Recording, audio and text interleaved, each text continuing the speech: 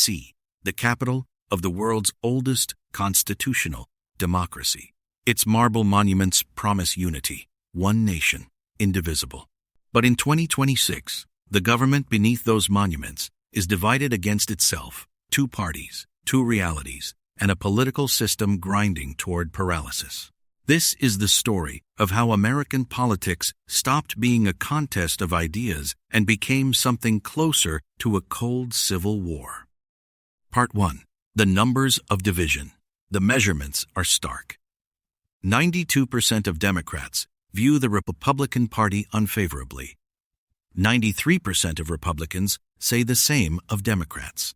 8 in 10 partisans believe the other side poses a threat that, if not stopped, will destroy America as they know it. Nearly half of Americans describe members of the opposing party as, quote, downright evil. Scholars call it affective polarization, hatred not of policies, but of people, and it has been climbing for 4 straight decades. It was not always this way. In the 1960s and 70s, conservative Democrats and liberal Republicans walked the halls of Congress. Landmark laws, civil rights, Medicare, environmental protection passed with votes from both parties. Rivals argued by day and dined together by night. Then came the great sorting. Ideology fused with party. Party fused with identity, region, religion, race, even the news you watch and the town you live in. The overlap between the parties vanished, and with it went the middle. Part 2. A government that cannot govern. Look at Congress today. The House of Representatives, 218 Republicans, 213 Democrats, a majority so thin that a handful of defectors can freeze the chamber. The Senate, 53-47, where the 60-vote filibuster lets the minority stall almost anything. The result? The 119th Congress is on pace to be among the least productive in modern history, fewer than 40 bills enacted in a year. And in 2025, partisan deadlock over spending and health care produced a 43-day government shutdown, the longest in American history. Federal workers went unpaid, services stalled.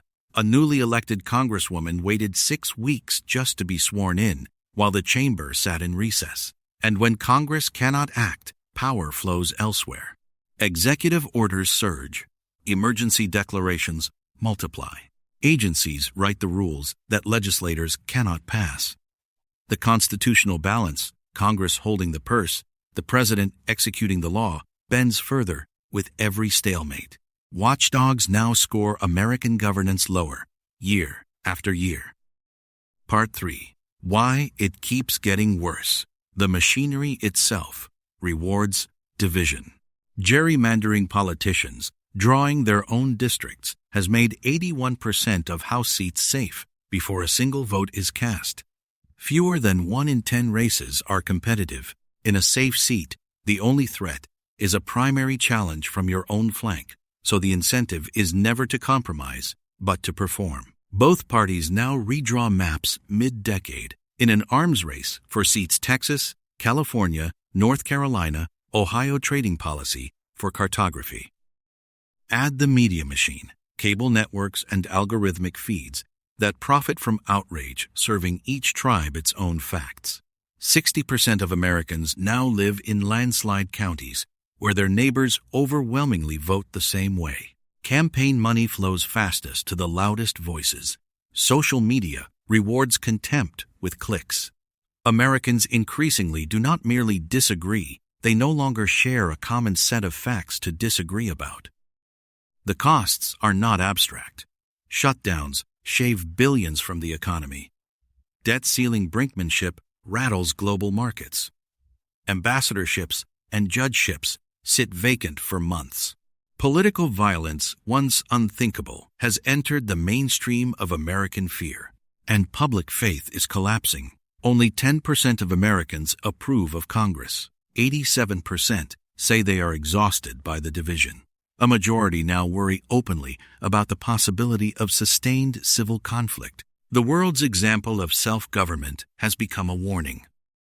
The bottom line: America is not the first republic to face faction. Its founders warned of it in the Federalist Papers 240 years ago. The remedies exist: independent redistricting, open primaries, ranked choice voting, filibuster reform, and the harder work of rebuilding local journalism and common civic ground. What is missing is not ideas, it is incentive. Because today, division wins elections, raises money, and drives ratings. Until Americans make compromise profitable again, the debacle will continue. One nation, indivisible, remains a promise. Whether it remains a fact is now an open question.